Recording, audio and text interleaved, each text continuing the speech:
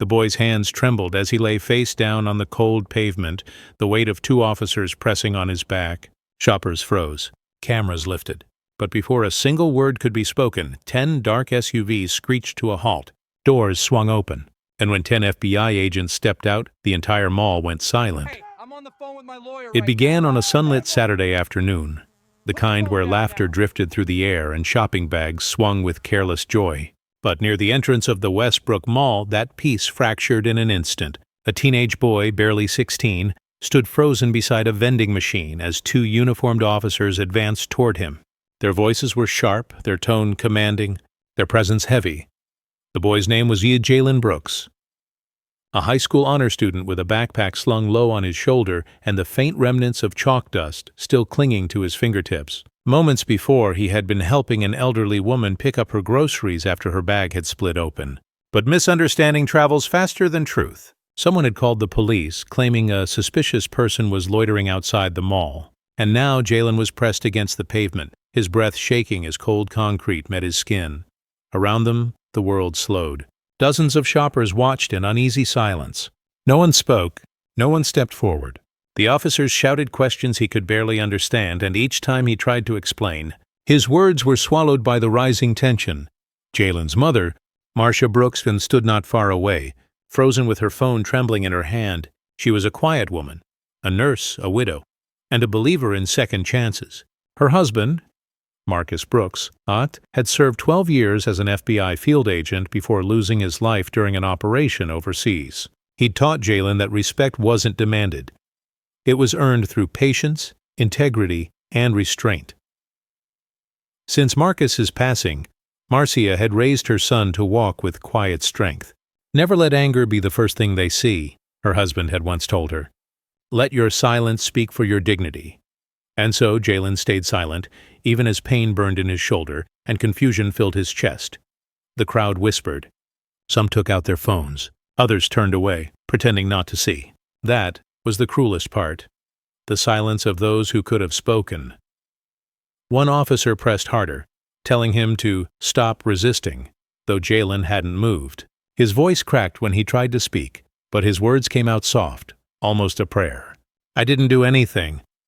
Inside the mall, the security cameras blinked red. A man in a dark suit was watching from a nearby cafe window. He had seen enough. His jaw tightened as he reached for his earpiece. He was Special Agent Donovan, a longtime colleague of Marcus Brooks, the boy's father. Unit 4. Move in, Donovan said quietly. Within minutes, the low hum of engines filled the parking lot. 10 black SUVs rolled in, their tires crunching over the asphalt. The crowd parted instinctively. The 2 officers turned, startled, as doors opened, and 10 FBI agents stepped out. Their jackets marked boldly with 3 unmistakable letters. For a long, breathless moment, no one moved. The lead agent stepped forward, his face calm, his tone measured. Step away from the boy, he said firmly. The officers hesitated, unsure. Their voices faltered, and in that silence Jalen slowly sat up, confusion and fear written across his face. Agent Donovan knelt beside him. His voice softened. You're Jalen Brooks, aren't you? Jalen nodded. Donovan's eyes glistened as he spoke. Your father was my partner. We promised each other we'd look after our families. He kept his word. Now, it's my turn. The crowd, once frozen in fear, began to understand. Murmurs turned into gasps. The same silence that once felt heavy now felt sacred. Agent Donovan stood and faced the officers.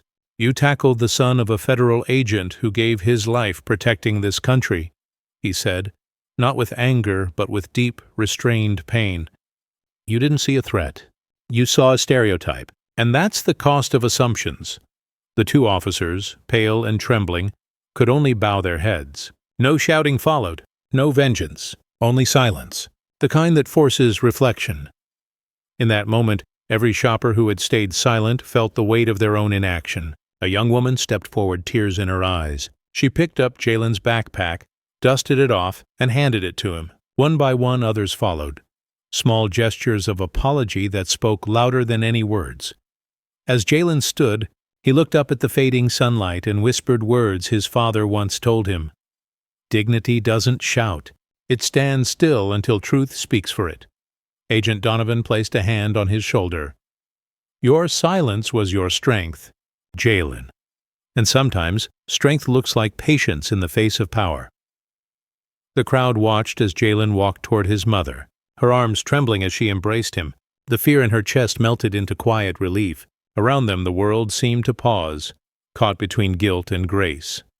The police chief arrived minutes later, his voice somber as he approached Jalen and his mother. He apologized, not to the cameras but to their eyes.